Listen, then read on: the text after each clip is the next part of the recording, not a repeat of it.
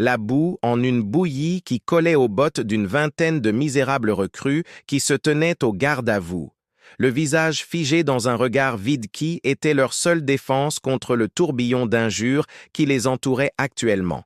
Au nom du doux bébé Jésus, appelez-vous ça un spectacle pathétique?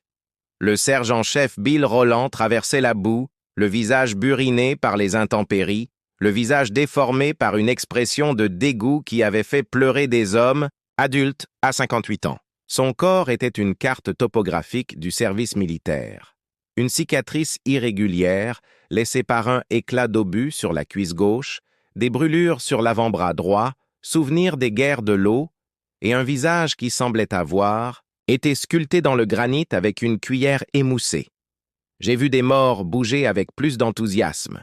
J'ai vu des chiens à trois pattes courir plus droit. Il s'arrêta devant d'une recrue tremblante dont les soldats commençaient à s'affaisser. « Je t'ennuie, rayon de soleil? Mon entraînement interrompt ton sommeil réparateur? »« Non, sergent, » aboya le gamin, les yeux rivés vers l'avant. « Alors pourquoi? Tu te ramollis comme un touriste à Disney World? » Rollins s'approcha jusqu'à ce qu'il soit à quelques centimètres du visage du garçon. « Redresse-toi avant, que je te transperce la colonne vertébrale avec ton javelot. » La recrue se mit au garde-à-vous. La panique se lit sur son visage. « Tu penses que c'est dur? » Rollins s'adresse à toute l'escouade. Sa voix porte à travers le champ malgré la pluie battante. « Ce n'est pas dur. C'est aussi dur que de regarder ton pote se vider de son sang dans un trou perdu en enfer-tout en essuyant des tirs venant de 3 directions. » Il parcourt la ligne en étudiant chaque visage avec l'œil critique d'un homme qui a passé 35 ans à transformer des civils en soldats ins. La douleur, c'est juste la faiblesse qui quitte le corps. Et toi, tu es un faible fils de... Il pointa du doigt une recrue qui semblait particulièrement épuisée. Mais je vais régler ça. Quand j'en aurai fini avec vous, vous serez des soldats ou vous serez partis. Il n'y a pas de troisième option. 2 heures plus tard, alors que les recrues couvertes de boueuses traînaient vers les casernes, le sergent-major Thompson s'approcha du terrain. « Vous le cassez toujours pour le rendre plus fort, Bill? » Rollins grogna en essuyant la pluie sur son visage. « Quelqu'un doit le faire. Ces gamins pensent que Call of Duty, c'est un entraînement au combat. » Thompson gloussa le colonel Parker. « Veux te voir. Il dit que c'est important, suffisamment important pour que je te laisse partir, » dit-il immédiatement. Rollins soupira, le son d'un homme qui avait appris depuis longtemps que dans l'armée, immédiatement, signifiait généralement problème, ennui. Le colonel James Parker était l'un des rares officiers que Rollins respectait sincèrement. Ils avaient servi ensemble au Pakistan, où Parker s'était forgé une réputation d'officier qui se souciait réellement de ses hommes. Les murs de son bureau étaient recouverts des mêmes photos que le mur de la douleur de Roland, celles des diplômés qui avaient continué à servir avec distinction et de quelques-uns qui n'étaient jamais rentrés à la maison. « Assieds-toi, Bill. » Parker lui indiqua une chaise. « Comment va la nouvelle équipe? Ils ont l'air verts comme des pousses d'herbe, monsieur, mais ils apprendront ou ils partiront. C'est ce dont je voulais vous parler. » Parker fit glisser un dossier sur le bureau. « Avez-vous suivi l'actualité concernant nos nouveaux voisins galactiques? » Rollins ricana. « Assez pour savoir qu'ils pensent que nous sommes des primitifs qui ont eu la chance de trouver leur petit club dans l'espace. » Ce n'est pas tout à fait faux, admit Parker. Nous sommes les nouveaux venus, mais le commandement travaille dur pour changer cette perception, ce qui m'amène à la raison de votre présence ici. Rollins eut un mauvais pressentiment. D'après son expérience, les conversations qui commençaient ainsi se terminaient par lui se portant volontaire pour quelque chose de désagréable. La force de défense galactique, considérée comme l'OTAN de l'espace, avait invité la Terre à envoyer un représentant pour leur nouvelle évaluation standardisée de l'état de préparation au combat. Toutes les espèces membres devaient y participer et Rollins posa la question, connaissant déjà la réponse. « Et vous avez été sélectionné comme représentant de la Terre. » Rollins a regardé son vieil ami avec tout le respect qu'il lui devait. « Je suis à 6 mois de la retraite. Envoyer un jeune loup des forces spéciales. » Parker a secoué la tête. « C'est justement ça. Ils ont spécifiquement demandé un militaire moyen, pas un membre des forces spéciales. Ils veulent établir une base de référence. Les deux hommes se sont regardés un instant avant d'éclater de rire. « Moi? Moyen? » Rollins a essuyé son œil. « Bon sang, je sais. » Le sourire de Parker s'est effacé. « C'est important, Bill. Cette évaluation aidera à déterminer la position de la Terre au sein du GDF. Le haut commandement estime que votre expérience vous rend idéal pour cette mission. Ce qui veut dire que je suis sacrifiable, a traduit Rollins. Vous avez survécu à plus d'horreurs que la plupart des hommes ne pourraient imaginer et vous avez passé 3 décennies à enseigner aux autres à faire de même. Parker s'est penché en avant. Je ne vous le demanderais pas si ce n'était pas important. Roland soupira lourdement, sentant le poids de 35 ans de service peser sur lui. Quand est-ce que je pars? 3 jours plus tard, Roland se tenait dans sa chambre meublée de façon spartiate, jetant des affaires essentielles dans un sac de voyage. Les murs s'étaient presque nus, à l'exception d'une rangée de photos de différentes classes de recrues, qu'il avait transformées en soldats figés dans le temps lors de leur cérémonie de remise des diplômes, et d'une photo plus ancienne que les autres, celle d'une femme aux cheveux bruns et aux yeux rieurs. Il s'arrêta et toucha légèrement le cadre. « Quelle fête de départ à la retraite, Marie ?» murmura-t-il à la photo de sa défunte épouse. « Servir de cobaye à une bande d'extraterrestres. » Il fut interrompu dans ses préparatifs par un coup à la porte. « Entrez !» aboya-t-il. Un soldat nerveux entra dans la pièce.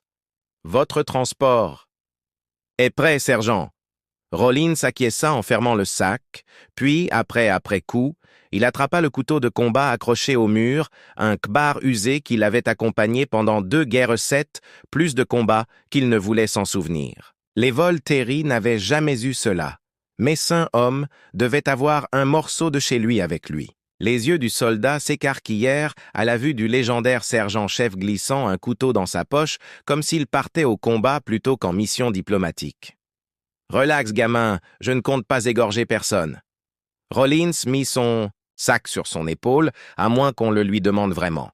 La navette de transport ne ressemblait à aucun avion que Rollins ait jamais vu. Elle était élégante, silencieuse et se déplaçait avec une grâce fluide qui lui nouait l'estomac comme 30 ans de vol militaire ne l'avaient jamais fait.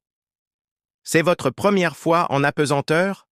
demanda le pilote, un lieutenant dont le visage juvénile faisait sentir Rollins vieux. « Qu'est-ce qui m'a trahi ?» grogna Rollinson, serrant les poings sur le harnais alors que la terre s'éloignait. « C'est une nouvelle insulte pour le sergent, mais je pense que jongler avec le zéro est une nouvelle pour le livre des records. » Rollins, lui, aurait fait un doigt d'honneur s'il avait osé lâcher son étreinte mortelle.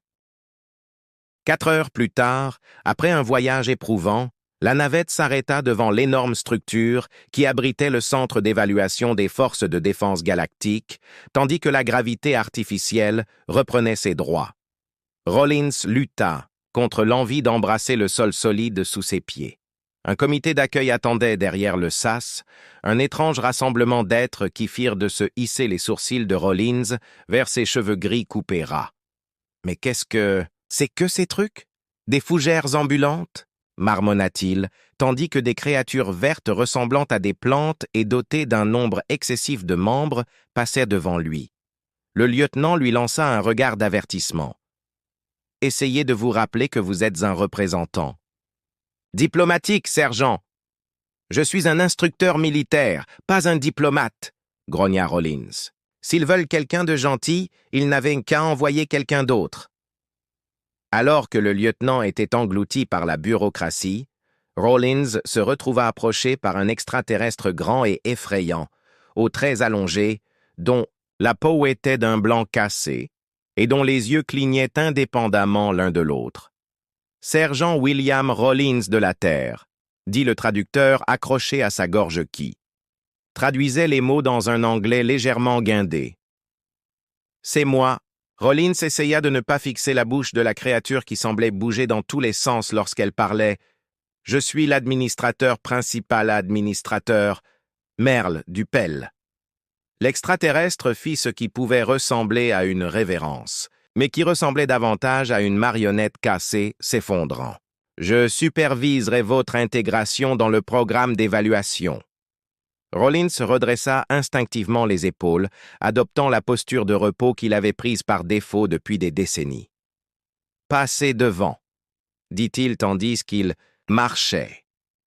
La voix de Merle prit un ton professoral.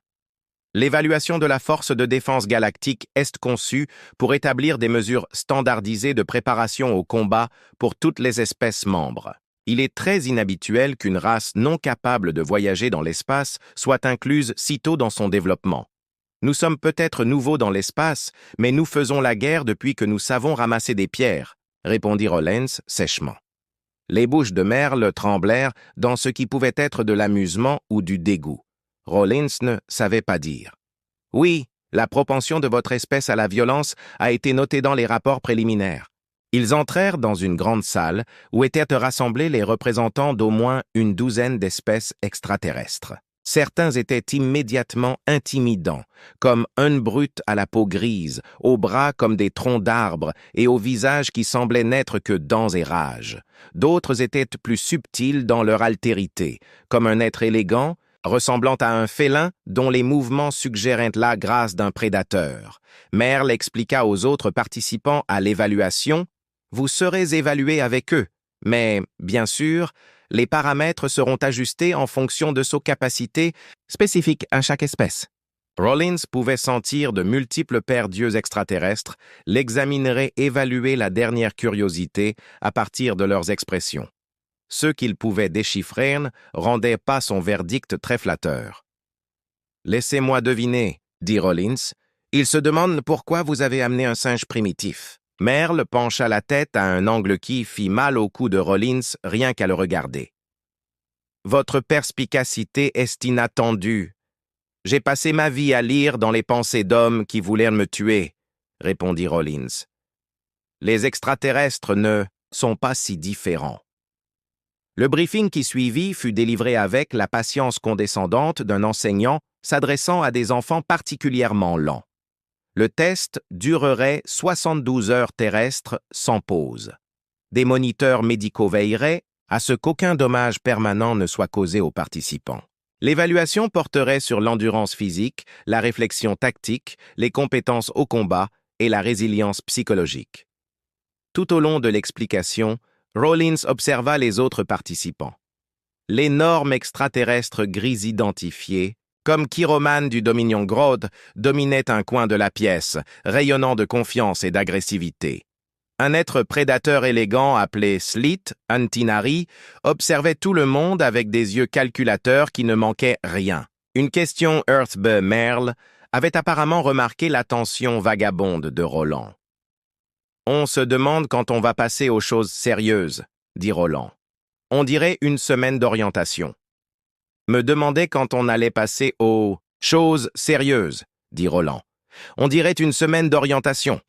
Un frémissement qui ressemblait à un rire parcourut certains des extraterrestres, tandis que d'autres, dont Merle, semblaient décontenancés. Je vous assure, sergent-chef, que ces tests représentent les défis les plus extrêmes que nos xénobiologistes aient pu concevoir tout en garantissant la sécurité des participants, dit Merle d'un ton raide.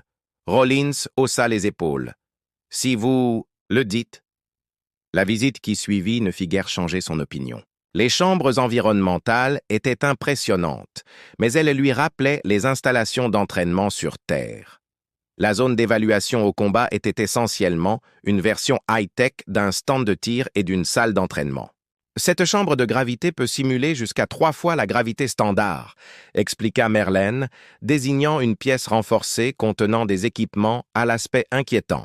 Ça a l'air plus facile que le parcours d'obstacles de Fort Benning, commenta Rollins en appréciant la façon dont les yeux de Merle clignaient une confusion apparente. Lorsqu'ils arrivèrent au quartier qui lui avait été attribué, Rollins avait complètement déconcerté son guide extraterrestre par son manque d'intérêt. « L'évaluation commence à 6 heures, heure locale, » dit Merle. « Votre bracelet vous alertera. » L'extraterrestre désigna un fin bracelet qui avait été placé au poignet de Rollins à son arrivée. « Compris. » Rollins examina la chambre spartiate. Une couchette, un petit coin toilette et pas grand-chose d'autre, exactement comme chez lui. Merle, sergent-chef, j'ai le devoir de vous informer que l'évaluation a un taux d'échec de 40%. Il n'y a aucune... Honte à cela, je perds plus que ça pendant la première semaine de base. L'interrompit Rollins. Allez dormir, administrateur, demain sera une longue journée pour nous tous. La salle commune était remplie d'extraterrestres participants lorsque Rollins y entra ce soir-là, cherchant plus d'informations que de compagnie. Il attrapa un paquet de rations, une sorte de gel nutritif universel qui avait le goût de carton trempé dans de l'acide de batterie, et trouva une place à la périphérie pour observer les interactions. Chiroman, le guerrier grotte, tenait sa voix tonitruante résonnant facilement dans toute la pièce alors qu'il régalait ses auditeurs d'histoires de conquête. Tinari était assis seul, vigilant et silencieux. D'autres se formaient de petits groupes, certains tendus, d'autres essayant de faire les bravos. « Vous êtes le représentant de la Terre » La question venait d'un extraterrestre trapu à la peau rouge, avec 4 yeux et ce qui semblait être une armure naturelle. « C'est exact, » répondit Rollins en prenant une autre bouchée de son horrible ration. « Je suis Dawn of the Tukari » dit l'extraterrestre. « Quelle est votre spécialité au combat ?»« Elite Squad Assassination Corps. » Rollins faillit s'étouffer avec sa nourriture en réprimant un rire. « Je suis instructeur, je forme des soldats. » Les 4 yeux de Dorn clignèrent simultanément. « Vous êtes un enseignant, pas un guerrier. »« J'étais un guerrier, maintenant je forme des guerriers, » répondit Rollins en haussant les épaules. « Ça fait 35 ans que je fais ça. » L'échange attira l'attention de Chiron qui s'approcha lourdement, projetant une ombre sur leur table. « Les humains forment des enfants, » annonça Chiroman. Ces mots se traduisirent en un baso tonitruant. La force de défense galactique doit vraiment mépriser la Terre pour envoyer une telle insulte. Rollins continua de manger, peu impressionné. « Pense ce que tu veux, mon grand. Tu n'as pas peur de l'évaluation, Dorn ?» demanda-t-il, semblant sincèrement curieux. « Si beaucoup échouent, Dorn, même mourir malgré les mesures de sécurité ?» Rollins posa son sac de rations vide. « Combien d'entre vous ont une véritable expérience du combat? Pas de l'entraînement, pas des simulations, mais des combats réels, où il s'agissait de vie ou de mort. » Le silence qui suivit était éloquent. Rollins se leva et étira ses muscles qui commençaient à protester contre la gravité légèrement différente de la station. « C'est ce que je pensais en se retournant pour partir. » Chiron lui barra le chemin. « Votre espèce ne connaît rien au vrai combat. Les grottes sont des guerriers depuis 10 000 ans. » Rollins leva les yeux vers l'extraterrestre, peu impressionné par cette démonstration d'intimidation qui avait intimidé les autres. « Félicitations. Nous, les humains, avons passé tout ce temps à trouver des moyens plus efficaces de nous entretuer. Bonne nuit. » Il passa devant le grotte stupéfait et se dirigea vers ses quartiers. Derrière lui, la salle commune s'anima d'un brouhaha de conversation. Le premier jour de l'évaluation commença par une alarme retentissante provenant du moniteur. Rollins était déjà réveillé, s'étant levé 1 heure plus tôt par habitude, acquise au fil des décennies. Il avait suivi sa routine habituelle, pompe, abdos et étirements adaptés à l'espace exigu. La sensation familière de brûlure, bienvenue dans cet environnement étranger, le ramena à la réalité. Le premier test était le chambre d'endurance environnementale. Les participants devaient traverser une série de pièces interconnectées simulant des conditions extrêmes: chaleur, froid, atmosphère toxique, radiation et faible teneur en oxygène. Il n'y avait aucune pause entre les pièces. Chaque environnement était calibré pour être survivable, mais repousser les limites physiologiques identifiées pour votre espèce, expliqua Merle alors que des techniciens impassibles fixaient des capteurs biomédicaux supplémentaires sur les participants. La voix de l'administrateur extraterrestre avait un ton clinique et détaché. L'objectif est terminer l'épreuve sous la contrainte et démontrer sa résilience. La vitesse est secondaire par rapport à la réussite de la navigation. Rollins acquiesça sèchement en regardant la lourde porte renforcée menant à la première chambre. Elle ressemblait à l'entrée d'un four industriel. Une procédure standard, comme à l'école, mais avec des jouets plus brillants et des camarades de classe plus étranges. La porte s'ouvrit en sifflant, révélant la chambre de chaleur. Il faisait plus que chaud. C'était un coup physique, une vague d'air desséchant à 50 degrés qui s'abattit sur lui avec une légère odeur de métal brûlé. C'était comme se tenir trop près d'un réservoir de kérosène en feu sur le tarmac. La sueur jaillit sur sa peau, pour être instantanément absorbée par l'atmosphère desséchante, laissant une sensation de papier froissé. Il vit quelques extraterrestres reculer, leur physiologie inconnue réagissant mal à cet enfer sec et soudain. Un être insectoïde grêle se mit immédiatement à trembler violemment. Des amateurs, pensa Roland en réprimant une grimace. Il ignora son envie de se précipiter, adopta un rythme régulier et délibéré. Contrôle ta respiration, conserve ton humidité, ne laisse pas la panique prendre le dessus.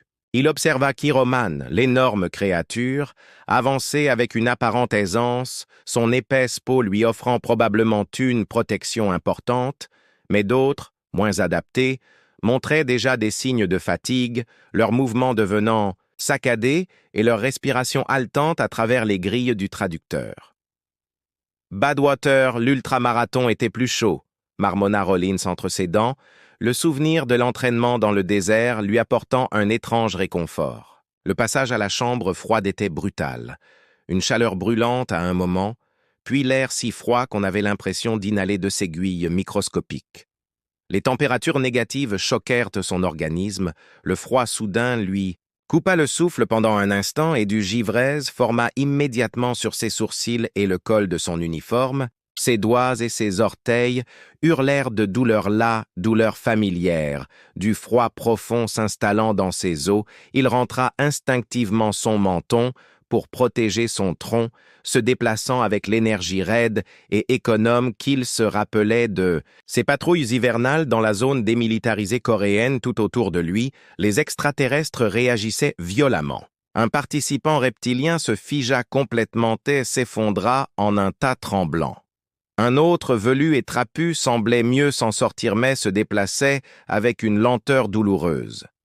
Rollins continua d'avancer en se concentrant sur le bruit rythmique de ses bottes sur le sol artificiellement gelé.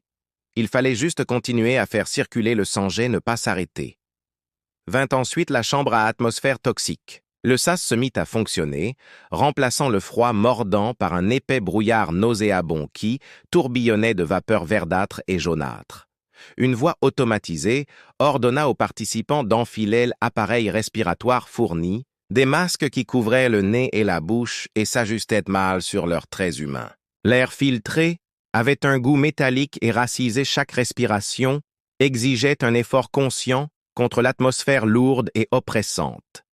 La visibilité tomba à quelques mètres et 2 participants succombèrent rapidement, s'effondrant, avant que les techniciens, en combinaison environnementale, puissent les traîner dehors. Rollins vit Dorn, le guerrier Tukari vacillaire, les plaques de son armure se soulevant au rythme de sa respiration régulière.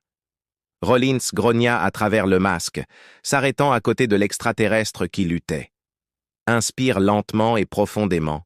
Par le nez, expire par la valve buccale, continue d'avancer guerrier. Ne donne pas cette satisfaction à ces salauds. Il tapota l'épaule blindée de Dorn, un geste qui transcendait les espèces, avant de continuer à avancer. Maudit cadet de l'espace choyé. La chambre de radiation était psychologiquement la pire. Pas de chaleur, pas de froid, aucune menace. Visible, juste une grise avec un silence inquiétant.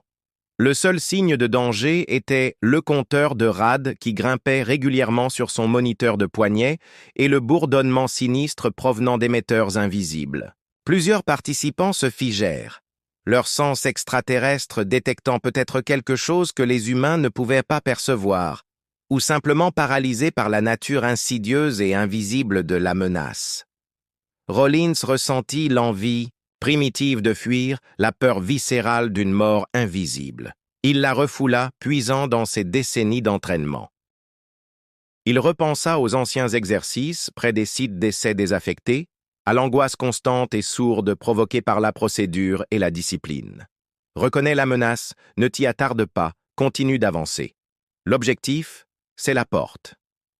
Il se concentra pour poser un pied devant l'autre aine, ignorant les chiffres rouges clignotant sur son poignet. Enfin, la chambre à faible teneur en oxygène. L'air raréfia considérablement, devenant instantanément plus difficile à respirer. Ses poumons brûlaient, demandant plus d'oxygène que l'environnement ne pouvait lui fournir. Des taches noires dansaient au bord de son champ de vision, et un battement sourd se fit sentir derrière ses tempes. Rollins ralentit immédiatement son rythme et s'efforça d'appliquer la technique de respiration rythmique enseignée pour les opérations en haute altitude. Inspirer profondément, retenir son souffle, expirer brusquement. Le monde semblait tourner légèrement. Ses membres étaient lourds comme du plomb. Il vit Slit, le prédateur Tinari, se déplacer avec une grâce tendue, clairement affectée, mais s'en sortant mieux que la plupart des Kirgamon. Il continua d'avancer, à force de puissance, mais même son corps massif semblait peiner. Rollins se concentra sur la sortie, un rectangle lumineux dans la pièce embrumée, et continua d'avancer avec détermination. Lorsqu'il franchit enfin le dernier sas, haletant dans l'air normal de la station, le personnel médical se précipita vers lui avec des masques à oxygène et des scanners de diagnostic. Rollins repoussa le masquite, s'appuya contre la cloison pour prendre de profondes inspirations. « Je reprends juste mon souffle », haletait-il, la sueur collant ses cheveux gris courts à son crâne. « Comment ça s'est passé ?» Merle consulta un pad de données lumineux, ses yeux tremblant légèrement, un mouvement que Rollins commençait à interpréter comme de la surprise ou peut-être de l'agitation. « Vous êtes le 3e participant. A terminé la séquence environnementale et le seul à avoir aidé un autre participant pendant la phase toxique. » Roland se redressa et regarda vers la sortie de la chambre où Dorn émergeait, l'air tremblant mais intact. « Y a-t-il des victimes ?» 3 participants ont dû être évacués d'urgence et ont été disqualifiés de l'évaluation, déclara Merle. 17% d'attrition, calcula Rollins automatiquement en s'essuyant le visage avec sa manche. Pas mal pour le premier obstacle, mieux que ce à quoi je m'attendais pour cette équipe, sembla hésiter le traducteur de Merle, la voix synthétisée légèrement inégale. Sergent, vos signes vitaux tout au long de la séquence étaient anormaux. Tous les indicateurs montraient un stress physiologique important, une élévation du rythme cardiaque, des fluctuations de la température corporelle, mais votre baisse de performance était minime par rapport aux prévisions.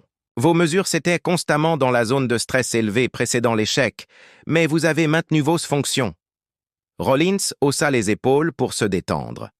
Juste un mardi comme les autres au bureau, administrateur.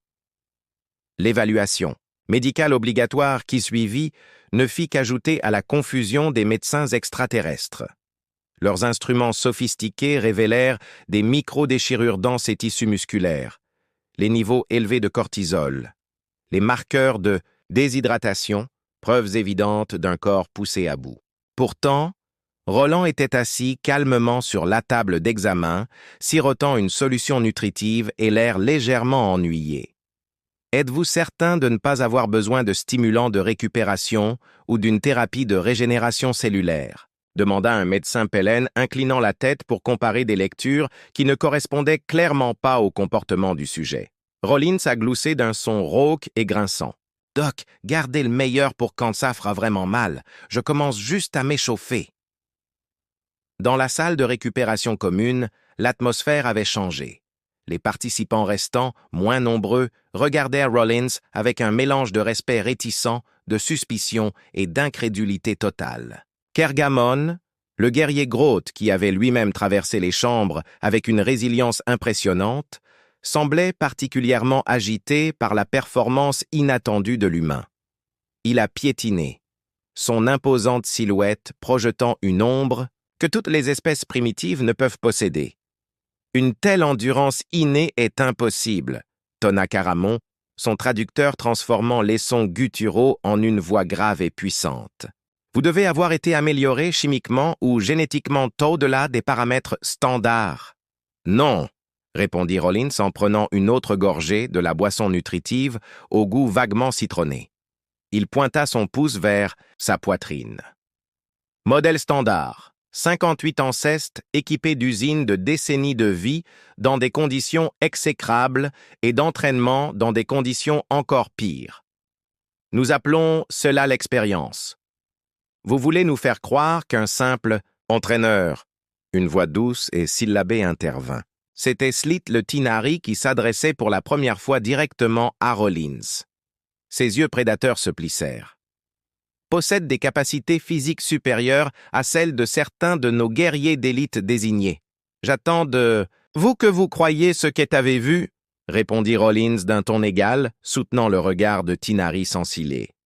L'histoire de l'humanité consiste principalement à trouver de nouveaux moyens de survivre aux épreuves et de se tuer les uns les autres, mon garçon. Ma part de cette histoire comprend 2 guerres majeures, 2 douzaines de conflits mineurs et 35 ans passés à transformer des civils mous en personnes capables de marcher à travers l'enfer et d'en redemander. On ne fait pas ça sans apprendre à endurer. Les extraterrestres échangèrent des regards inquiets, leurs appareils de traduction bourdonnant tandis qu'ils traitaient ces paroles. Dorn s'approcha prudemment. « Quel type de guerre votre espèce pratique-t-elle pour nécessiter un conditionnement aussi extrême ?» demanda Dorn avec une curiosité sincère dans ses 4 yeux. Rollins pencha en arrière pour réfléchir à la question. « Toutes sortes, répondit-il finalement. Nous combattons dans de jungles si denses qu'on ne voit pas à 1 mètre, dans des déserts si chauds que nos yeux cuisent, dans des villes réduites en ruines, nous nous battons à genoux dans la boue avec des baïonnettes, et maintenant, nous entraînons des enfants à combattre aux côtés de drones autonomes et d'artillerie orbitale. » Il prit une autre gorgée et laissa le silence s'installer. Bon sang, le programme d'entraînement juste pour être qualifié pour l'infanterie de première ligne est conçu pour briser la plupart des gens. Ce n'est qu'une promenade de santé. L'après-midi apporta des tests d'efficacité au combat, une série d'évaluations avec divers systèmes d'armes, à la fois familiers et étrangers. Rollins excellait dans tout ce qui ressemblait à des armes à projectiles, ses décennies d'entraînement au tir se traduisant efficacement. C'est essentiellement un fusil sophistiqué, marmonna-t-il en examinant une arme à énergie que l'instructeur Pell avait décrite en termes techniques incompréhensibles. Ses premiers tirs ratèrent leur cible, mais il se remit rapidement. Ajusté en appliquant les principes de base du tir, position stable, contrôle de la respiration, pression sur la détente, adaptation remarquable. Merle a noté en observant de loin que la plupart des espèces nécessitent beaucoup plus d'entraînement avec des types d'armes inconnus. « Un pistolet est un pistolet », a répondu Rollins en plaçant ses 3 tirs suivants dans un groupe serré. « Il faut juste comprendre comment ça tire. L'évaluation du combat au corps à corps s'est avérée plus difficile face à un guerrier grotte, pas Chiron, mais tout aussi massif. Rollins s'est retrouvé en situation de désavantage significatif en termes de force et d'allonge. L'instructeur, Pell commença à expliquer les règles, mais Rollins avait déjà évalué son adversaire. Le grotte était puissant, mais lent, avec une tendance évidente à protéger son flanc, peut-être à cause d'une ancienne blessure. Lorsque le signal fut donné, le grotte chargea en rugissant, s'attendant à submerger le petit humain par sa force brute. Roland esquiva en utilisant l'élan de l'extraterrestre contre lui et frappa avec une force précise au point faible qu'il avait identifié. Le grotte s'écroula au sol en hurlant de douleur et de surprise technique peu élégante, commenta l'instructeur Pell d'un ton désapprobateur. Rollins aida son adversaire à se relever. « Mort c'est mort, peu importe l'élégance. » Il démontra à nouveau le coup plantement, tu vois. Un coup simple modifié pour ton anatomie fonctionne aussi. Sur les humains, les yeux de l'instructeur tremblaient de désapprobation. Mais les participants qui observaient murmuraient avec un intérêt renouvelé.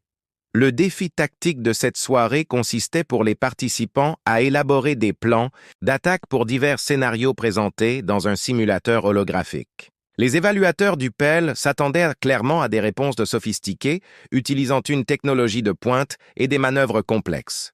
Les plans de Rollins étaient simples. Prendre la hauteur, établir des champs de tir, maintenir la cohésion de l'unité et concentrer les forces sur les points faibles de l'ennemi. Cette approche semble primitive, a commenté un évaluateur en étudiant la solution de Rollins à un scénario de combat urbain. C'est efficace, a rétorqué Rollins.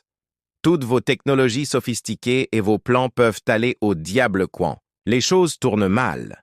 Le combat est chaotique. Le camp qui maintient la disciplinette exploite les avantages fondamentaux l'emporte généralement. Mais avec la technologie des faisceaux de particules 7, les outils de manipulation de la gravité, les principes changent, non? A interrompu Rollins. C'est ce que veulent les militaires de la Terre. C'est ça. Restez simple. Entraînez-vous pour acquérir les compétences de base et ayez un plan de secours quand tout va de travers. Car ça vous liez le point de vue de l'armée terrestre. Le voici. Restez simple. Entraînez-vous pour acquérir les compétences de base et ayez un plan de secours quand tout va mal, car ça ira mal. Les autres participants présentaient des plans bien plus élaborés, impliquant des manœuvres de contournement complexes et de solutions technologiques. Rollins les regardait, en secouant la tête, particulièrement irréaliste, demanda le sergent Merle, remarquant son expression. La moitié de ces plans s'effondrent dès que l'ennemi fait quelque chose d'inattendu, répondit Roland, ou quand vos premières victimes commencent à crier, ou lorsque les communications sont coupées. Vous anticipez l'échec, je m'y prépare. Rollins soutint le regard de l'extraterrestre avec fermeté. C'est comme ça qu'on survit assez longtemps pour réussir. Le deuxième jour commença par une marche d'endurance. Les participants, chargés de lourds sacs à dos, parcoururent un circuit sous une gravité simulée. Le poids avait été calibré pour chaque espèce, mais Roland soupçonnait les pelles d'avoir surestimé les limites humaines. « Vous appelez ça lourd ?» grogna-t-il en ajustant son sac pour le rendre plus confortable alors que la gravité augmentait pour atteindre près du double de la normale sur Terre.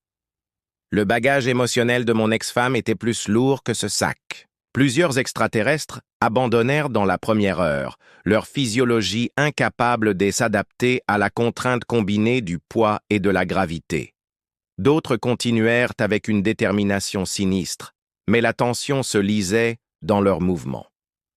Rollins fit ce qu'il faisait toujours. Il adopta un rythme régulier, contrôlant sa respiration et se concentrant sur le placement d'un pied devant l'autre pour occuper son esprit. Il se mit à chanter une vieille cadence dont le rythme correspondait à son allure.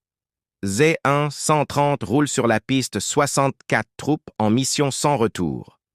Les quelques extraterrestres restants lui jetaient des regards perplexes alors qu'il continuait à chanter d'une voix ferme malgré l'effort physique. À la troisième heure, moins de la moitié des participants initiaux étaient encore en course. Mission top secrète, destination inconnue, on ne sait même pas si on rentrera à la maison. À quoi sert de chanter? Haleta Dorn, le Tukari, qui s'était mis à marcher à côté de Rollins. Ça te distrait de la douleur, expliqua Rollins entre deux couplets. Ça renforce la cohésion du groupe et ça fait passer le temps une technique psychologique fascinante. Haleta Dorn, visiblement essoufflé. Je veux essayer. La tentative de cadence militaire humaine prononcée par la voix rauque du Tukari à travers un appareil de traduction était si ridiculement mauvaise que Rollins rirent sincèrement pour la première fois depuis son arrivée, à la station. À la fin du parcours, il ne restait plus que 8 participants, dont Rollins, Dorn, Chiron et Slit. Les autres gisaient éparpillés le long du parcours, victimes de l'épuisement ou de blessures. « Comment fais-tu pour tenir le coup ?» demanda Merle en examinant les données médicales de Rollins. « Tes tissus musculaires présentent des micro-déchirures caractéristiques d'un effort extrême. Ton rythme cardiaque est élevé depuis des heures et ta température corporelle est supérieure à la normale pour ton espèce. » Rollins accepta une gourde et la vida d'un trait, car la marche est terminée, mais la mission n'est pas finie. Tu continues jusqu'à ce que le travail soit fait, même au risque de te blesser. Merle semblait sincèrement perplexe, surtout lorsque Roland s'étira, sentant ses muscles protester. C'est tout l'intérêt de l'entraînement militaire, repousser les limites de son corps limite. L'après-midi, les tests sous l'eau ont révélé le premier défi où Rollins n'a pas excellé. Plusieurs espèces aquatiques ont accompli les tâches. Avec une grâce naturelle, tandis que Rollins travaillait méthodiquement, économisant son oxygène et se concentrant sur l'efficacité plutôt que sur la vitesse. Lorsqu'il a finalement refait surface, les instructeurs Pell semblaient presque satisfaits d'avoir trouvé une limite humaine. « Votre performance était adéquate », a noté l'un d'eux avec ce qui semblait être de la satisfaction. Rollins a haussé les épaules, l'eau coulant de son uniforme. « On ne peut pas toujours gagner. Ce n'est pas mon environnement naturel. Vous n'êtes pas déçu ?» L'instructeur semblait perplexe face à sa réaction. « Connaître ses limites est aussi important que connaître ses forces », répondit Rollins. « Dans une situation réelle, j'enverrai quelqu'un de plus apte à cette tâche ou je trouverai une autre approche. » Cette réponse pragmatique n'était clairement pas celle à laquelle s'attendait l'instructeur. La confiance tranquille de quelqu'un qui est suffisamment sûr de lui pour reconnaître ses faiblesses sans se sentir diminué semblait dérouter l'étranger plus que les précédents succès de Rollins. Alors que le cycle artificiel de la station s'estompa, l'évaluation passa sans transition à la phase suivante, la privation de sommeil. La salle commune, auparavant lieu de repos, se transforma en une rangée de lumières crues qui clignotaient à intervalles irréguliers, plongeant la pièce dans une luminosité aveuglante au moment même où les paupières devenaient lourdes. Des sons discordants et électroniques et des rafales soudaines de parasites jaillirent des haut-parleurs cachés, brisant toute tentative de calme mental de légères secousses inattendues provenant des bandes de surveillance à leurs poignets, leur rappelèrent brutalement que le repos n'était pas autorisé. Pendant ce temps, des tâches cognitives complexes s'affichaient sur les écrans. Reconnaissance de forme, résolution de problèmes tactiques, test de mémoire exigeant une concentration de plus en plus difficile à maintenir. En quelques heures, les effets se firent sentir sur la plupart des participants restants. Kirgamon s'affaissa, son imposante silhouette rayonnant davantage de frustration que d'agressivité. Ses traits habituellement fluides devinrent tendus et saccadés, ses yeux perçants se voilèrent de fatigue. Dorn luttait visiblement, son traducteur produisant parfois des mots incompréhensibles alors que sa concentration se fissurait. Les fonctions cognitives ralentirent chez tous les participants, les réflexes s'émoussèrent, les temps de réaction chutèrent hantés, les esprits s'échauffaient dans des jurons étrangers murmurés. Rollins, cependant, semblait avoir trouvé un second souffle, alors que les autres luttaient pour rester debout. Il rôdait dans la pièce, comme s'il en était le propriétaire, alimenté par une réserve interne que les protocoles Pell ne pouvaient atteindre.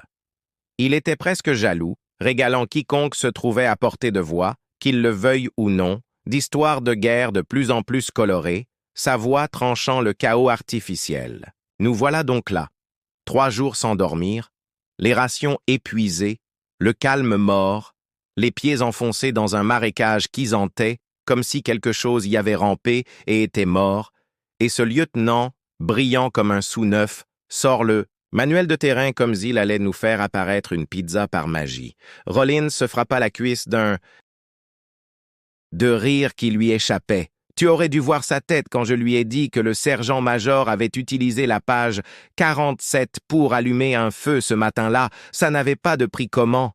Comment fais-tu pour rester aussi efficace? Demanda Dorn. En contrôlant sa voix qui était tendue à travers le traducteur, son stoïcisme habituel érodé par la fatigue. Rollins interrompit son va-et-vient et un large sourire éclaira son visage buriné. Son fils est à l'école des Rangers. 61 jours en moyenne, peut-être 3 heures de sommeil par nuit, parfois moins. Ils t'apprennent à ne jamais abandonner, il se pencha vers moi d'un air complice. Comparé à ça, c'est comme des vacances dans un spa. Tu veux que je te raconte la fois où on s'est échappé de la jungle panaméenne avec seulement une boussole cassée? Les observateurs du PEL qui nous surveillaient derrière une vitre sans teint avaient des expressions oscillant entre la fascination scientifique et l'inquiétude. Leur protocole soigneusement calibré, conçu pour induire une défaillance cognitive chez des espèces aux paramètres prévisibles, n'avait que peu d'effet sur l'humain, si ce n'est de le rendre plus bavard. Rollins n'était pas seulement fonctionnel, il semblait puiser son énergie dans le défier, son endurance défiait leur modèle. Nos projections indiquaient un déclin cognitif significatif chez les humains de référence après 18 heures dans ces conditions. A noter Merhurle, lors d'une brève vérification des capteurs, son traducteur traduisant un ton de profonde consternation. La capacité de votre espèce à mener des opérations prolongées dans des conditions de fatigue extrême dépasse tous les repères galactiques connus. Rollins se contenta de cligner de l'œil en désignant le distributeur de nutriments. « Ce n'est rien, attendez de voir ce qui se passera quand nous aurons du café. » Le troisième jour, le test de guerre psychologique commença dans des chambres d'isolement où les participants étaient soumis à des expériences sensorielles désorientantes conçues pour briser leur concentration et induire des réactions de stress. Pour Rollins, ils tentèrent d'ésimuler les déclencheurs du syndrome de stress post-traumatique sur le champ de bataille. Explosions, cris de camarades blessés, de lumières clignotantes rappelant les combats. Le PEL avait clairement étudié la psychologie humaine, mais ils avaient sous-estimé la discipline mentale d'un soldat de carrière. Rollins employa des techniques qu'il avait enseignées à ses troupes pendant des décennies. Respiration contrôlée, compartimentation mentale, concentration sur les tâches immédiates. Les souvenirs refirent surface, les embuscades au Cachemire, les amis perdus dans une violence soudaine, l'odeur particulière de la mort qui ne quittait jamais vraiment les narines. Mais il reconnut sans être submergé par celle-ci. Lorsqu'il ressortit 4 heures plus tard, son visage était sévèrement crispé, mais son regard était clair et concentré. « Vous souhaitez discuter de votre expérience ?» Un psychologue du PEL lui proposa des instruments indiquant des marqueurs de stress élevés. « Je sais exactement où vous pouvez vous mettre vos tests psychologiques, » répondit Rollins d'un ton calme. Utiliser les amis morts d'un soldat contre lui est particulièrement bas. L'extraterrestre recula, l'inquiétude se lisant clairement dans son attitude. Le test est conçu pour savoir à quoi il sert, l'interrompit Rollins. Et je sais pourquoi il a échoué. Si vous voulez briser quelqu'un, vous devez comprendre ce qu'il craint. Je ne crains pas ses souvenirs, je les honore. Seuls 4 participants restaient en lice pour le combat final. Rollins, Kirgamon, Slit et, à la surprise générale, Dorn le Tukari. Ce dernier avait fait preuve d'une résilience inattendue tout au long de l'évaluation, s'adaptant et apprenant avec une détermination tranquille. Le scénario était élaboré, un espace de combat complexe peuplé de des adversaires automatisés qui s'adaptaient aux tactiques des participants. Chaque concurrent serait évalué individuellement. Rollins observa Kirgamon qui comptait sur sa force brute et son agressivité, Slit qui employait la furtivité et la précision, et Dorn qui adoptait une approche équilibrée. Chacun était efficace à sa manière, mais tous 3 finirent par succomber à l'escalade des défis. Lorsque vint le tour de Rollins, le scénario avait été sensiblement modifié. Plus d'adversaires, plus de complexité, des enjeux plus élevés. « Vous essayez de me briser ?» demanda-t-il. Merle, qui avait immédiatement compris la manipulation, répondit « Oh, mon sergent instructeur était plus méchant que toi dans tes bons jours. » Le scénario commença par une embuscade simulée. Des adversaires convergeaient de plusieurs directions avec une puissance de feu écrasante. Plutôt que de battre en retraite ou d'avancer, Rollins coucha immédiatement au sol en utilisant un abri minimal et riposta avec des tirs précis. Économiste et munitions, reste conscient de la situation, murmura-t-il, se repliant sur un entraînement si profondément ancré qu'il était devenu instinctif. La simulation s'intensifia au-delà des paramètres programmés, tandis que Pell, de plus en plus frustré par les performances de Rollins, ajoutait des variables. Dangers environnementaux, panne d'équipement, complications civiles. Rollins s'adapta en modifiant sa tactique pour relever chaque nouveau défi. Lorsque les approches conventionnelles échouaient, il improvisait en utilisant l'environnement, en exploitant les faiblesses de la logique de la simulation, allant même jusqu'à se laisser vaincre pour attirer ses adversaires dans des positions vulnérables. Après 3 heures éprouvantes, il termina le scénario grâce à une combinaison de force brute, de tactiques créatives et d'une obstination à toute épreuve auquel la simulation n'était tout simplement pas programmée pour faire face. Lorsque le dernier adversaire tomba, Roland se tenait au centre du champ de bataille virtuel, haletant mais debout. La simulation se dissipa autour de lui, révélant une pièce remplie de techniciens du PEL stupéfaits. « C'est tout ?» demanda-t-il en essuyant la sueur de son front.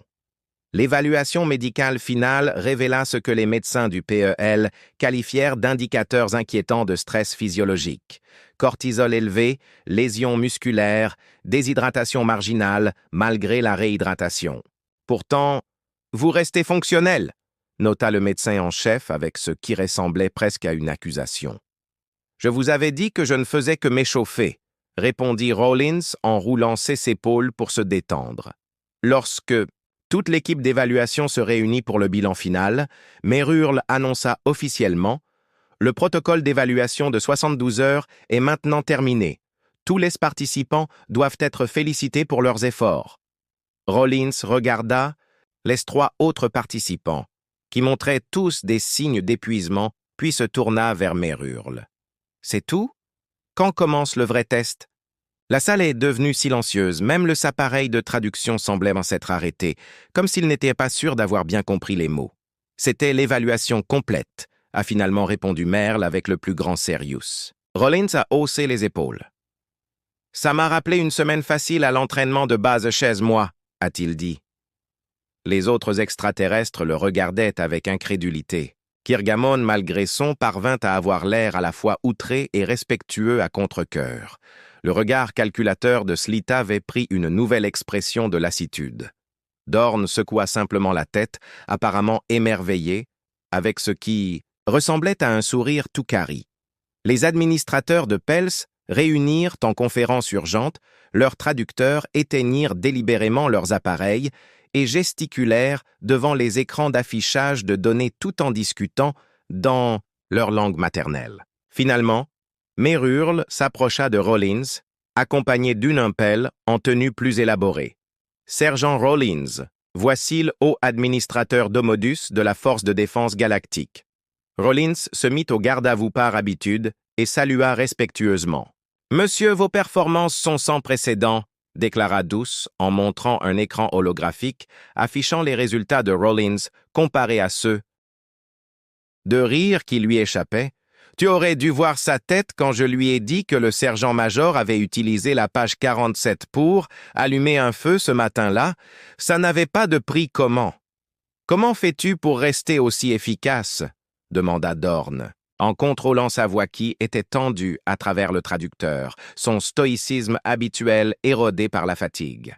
Rawlins interrompit son va-et-vient et un large sourire éclaira son visage buriné. Son fils est à l'école des Rangers, 61 jours en moyenne, peut-être 3 heures de sommeil par nuit, parfois moins.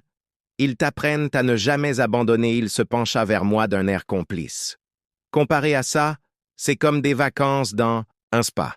Tu veux que je te raconte la fois où on s'est échappé de la jungle panaméenne avec seulement une boussole cassée? Les observateurs du PEL, qui nous surveillaient derrière une vitre sans teint, avaient des expressions oscillant entre la fascination scientifique et l'inquiétude. Leur protocole soigneusement calibré, conçu pour induire une défaillance cognitive chez des espèces aux paramètres prévisibles, n'avèrent que peu d'effet sur l'humain, si ce n'est de le rendre plus bavard. Rawlins n'était pas seulement fonctionnel, il semblait puiser son énergie dans le défiait, son endurance défiait leur modèle. Nos projections indiquaient un déclin cognitif significatif chez les humains de référence après 18 heures dans ces conditions. A noter Merurl lors d'une brève vérification des capteurs, son traducteur traduisant un ton de profonde consternation. La capacité de votre espèce à mener des opérations prolongées dans des conditions de fatigue extrême dépasse tous les repères galactiques connus. Rawlins se contenta de cligner de l'œil en désignant le distributeur de nutriments. Ce n'est rien. Attendez de voir ce qui se passera quand nous aurons du café. Le 3e jour, le test de guerre psychologique commença dans des chambres d'isolement où les participants étaient soumis à des expériences sensorielles désorientantes conçues pour briser leur concentration et induire des réactions de stress. Pour Rawlins, ils tentèrent de simuler les déclencheurs du syndrome de stress post-traumatique sur le champ de bataille. Explosions, cris de camarades blessés de lumière clignotante rappelant les combats. Le PEL avait clairement étudié la psychologie humaine, mais ils avaient sous-estimé la discipline mentale d'un soldat de carrière. Rawlins employa des techniques qu'il avait enseignées à ses troupes pendant des décennies. Respiration contrôlée, compartimentation mentale, concentration sur les tâches immédiates. Les souvenirs refirent surface. Les embuscades au Cachemire, les amis perdus dans une violence soudaine, l'odeur particulière de la mort qui ne quittait jamais vraiment les narines. Mais il reconnut sans être submergé par celle-ci. Lorsqu'il ressortit 4 heures plus tard, son visage était sévèrement crispé, mais son regard était clair et concentré. « Vous souhaitez discuter de votre expérience ?» Un psychologue du PEL lui proposa des instruments, indiquant des marqueurs de stress élevés. « Je sais exactement où vous pouvez vous mettre vos tests psychologiques, » répondit Rawlins d'un ton calme. « Utilisez les amis morts d'un soldat contre lui, et particulièrement bas. » L'extraterrestre recula, l'inquiétude se lisant clairement dans son attitude. « Le test est conçu pour savoir à quoi il sert, » l'interrompit Rawlins. « Et je sais pourquoi il a échoué. Si vous voulez briser quelqu'un, vous devez comprendre ce qu'il craint. Je ne crains pas ses souvenirs, je les honore. Seuls 4 participants restaient en lice pour le combat final. Rawlins, Kirgamon, Sleet et, à la surprise générale, Dorn le Toukhari. Ce dernier avait fait preuve d'une résilience inattendue tout au long de l'évaluation, s'adaptant et apprenant avec une détermination tranquille. Le scénario était élaboré. Un espace de combat complexe peuplé de des adversaires automatisés qui s'adaptaient aux tactiques des participants. Chaque concurrent serait évalué individuellement. Rawlins observa Kirgamon qui comptait sur sa force brute et son agressivité, Sleet qui employait la furtivité et la précision, et Dorn qui adoptait une approche équilibrée. Chacun était efficace à sa manière, mais tous 3 finirent par succomber à l'escalade des défis. Lorsque vint le tour de Rawlins, le scénario avait été sensiblement modifié. Plus d'adversaires, plus de complexité, des enjeux plus élevés. « Vous essayez de me briser ?» demanda-t-il. Merle, qui avait immédiatement compris la manipulation, répondit « Oh, mon sergent instructeur était plus méchant que toi dans tes bons jours. » Le scénario commença par une embuscade simulée. Des adversaires convergeaient de plusieurs directions avec une puissance de feu écrasante. Plutôt que de battre en retraite ou d'avancer, Rawlins coucha immédiatement au sol en utilisant un abri minimal et riposta avec des tirs précis. « Économise tes munitions, reste conscient de la situation, » murmura-t-il, se repliant sur un entraînement si profondément ancré qu'il était devenu instinctif. La simulation s'intensifia au-delà ce paramètre programmé, tandis que Pell, de plus en plus frustré par les performances de Rawlins, ajoutait des variables – dangers environnementaux, panne d'équipement, complications civiles. Rawlins s'adapta en modifiant ses tactiques pour relever chaque nouveau défi. Lorsque les approches conventionnelles échouaient, il improvisait en utilisant l'environnement T, en exploitant les faiblesses de la logique de la simulation, allant même jusqu'à se laisser vaincre pour attirer ses adversaires dans des positions vulnérables. Après 3 heures éprouvantes, il termina le scénario grâce à une combinaison de force brute, de tactiques créatives et d'une obstination à toute épreuve auquel la simulation n'était tout simplement pas programmée pour faire face. Lorsque le dernier adversaire tomba, Roland se tenait au centre du champ de bataille virtuel, haletant mais debout. La simulation se dissipa autour de lui, révélant une pièce remplie de techniciens du PEL stupéfaits. « C'est tout ?» demanda-t-il en essuyant la sueur de son front. L'évaluation médicale finale révéla ce que les médecins du PEL qualifièrent d'indicateurs inquiétants de stress physiologique. Cortisol élevé, lésions musculaires, déshydratation marginale, malgré la réhydratation. « Pourtant, vous restez fonctionnel », nota le médecin en chef avec ce qui ressemblait presque à une accusation. « Je vous avais dit que je ne faisais que m'échauffer », répondit Rawlins en roulant ses épaules pour se détendre. Lorsque toute l'équipe d'évaluation se réunit pour le bilan final, Merle annonça officiellement « Le protocole d'évaluation de 72 heures est maintenant terminé. tous les participants doivent être félicités pour leurs efforts. Rollins regarda les 3 autres participants qui montraient tous des signes d'épuisement, puis se tourna vers Merhurle. « C'est tout? Quand commence le vrai test ?» La salle est devenue silencieuse. Même les appareils de traduction semblaient s'être arrêtés, comme s'ils n'étaient pas sûrs d'avoir bien compris les mots. « C'était l'évaluation complète », a finalement répondu Merle avec le plus grand sérieux. Rollins a haussé les épaules. « Ça m'a rappelé une semaine facile à l'entraînement de base chez moi », a-t-il dit. Les autres extraterrestres le regardaient avec incrédulité. Kirgamon, malgré son, parvint à avoir l'air à la fois outré et respectueux à contre-cœur. Le regard calculateur de Slit avait pris une nouvelle expression de lassitude. Dorn secoua simplement la tête, apparemment émerveillé, avec ce qui ressemblait à un sourire tout carré.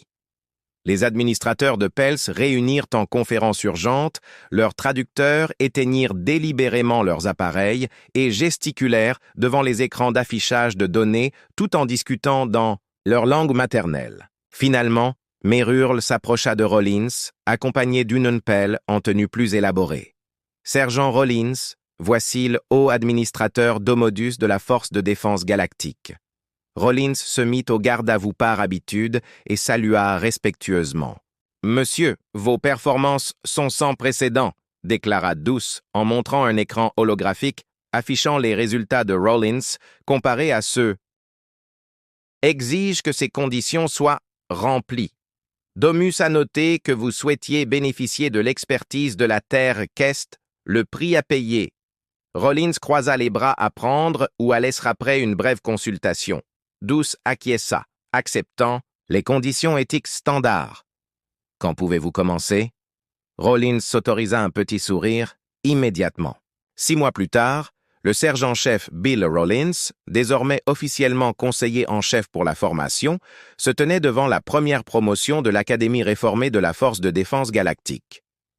40 recrues, issues de 12 espèces différentes, attendaient nerveusement, ayant entendu des rumeurs sur les nouvelles méthodes d'entraînement humaines.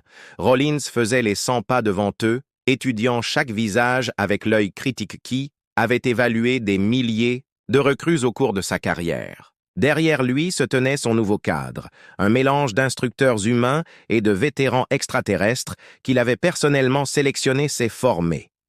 « Bienvenue au premier jour du reste de votre vie », commença-t-il d'une voix qui portait à travers le terrain sans besoin de traduction. « Vous pensez que vous êtes fort, vous pensez que vous êtes prêt, vous vous trompez. » Il s'arrêta devant une recrue gros particulièrement confiant. L'un des jeunes parents de Kiroman si sa mémoire était bonne. La galaxie est un endroit dangereux, rempli de menaces. Votre technologie sophistiquée ne peut pas toujours résoudre tous les problèmes. Mon travail consiste à m'assurer que vous survivrez à votre première rencontre avec ces menaces. Et je prends mon travail très au sérieux. Il recommença à faire les 100 pas, laissant la tension monter. À partir d'aujourd'hui, vous vous entraînerez plus dur que vous ne l'avez jamais fait. Vous souffrirez, vous saignerez, vous remettrez en question vos choix de vie. Mais si vous survivez à ce que je vais vous faire subir, vous serez la force de combat la plus efficace que la galaxie ait jamais vue. Il s'interrompit et balaya du regard la formation une dernière fois. Ce n'était que le discours de bienvenue. Maintenant, votre véritable entraînement commence. Les regards horrifiés qui se dessinèrent sur les visages des extraterrestres, lorsque Rollins aboya son premier ordre, les envoyant se précipiter dans un parcours d'obstacles boueux inspiré de l'entraînement de base sur Terre, était presque comique satisfaisant. Alors que les recrues peinaient à travers le parcours éprouvant, Rollins s'autorisa un petit sourire. Ce n'était pas exactement la retraite qu'il avait prévue, mais il y avait quelque chose de profondément gratifiant à enseigner à une nouvelle génération comment survivre, même si cette génération avait des membres supplémentaires, des écailles ou des yeux sur la tête. La Terre était peut-être nouvelle pour la communauté galactique, mais grâce à des humains comme lui, elle apprendrait bientôt que lorsqu'il s'agissait de dureté militaire, l'humanité avait écrit le manuel. « Allez, bougez là, bande de vers !» hurla-t-il, se sentant vraiment chez lui pour la première fois depuis qu'il avait quitté la Terre. « Ma grand-mère peut se déplacer plus vite, et elle est morte depuis 30 ans. Certaines choses, semblait-il, étaient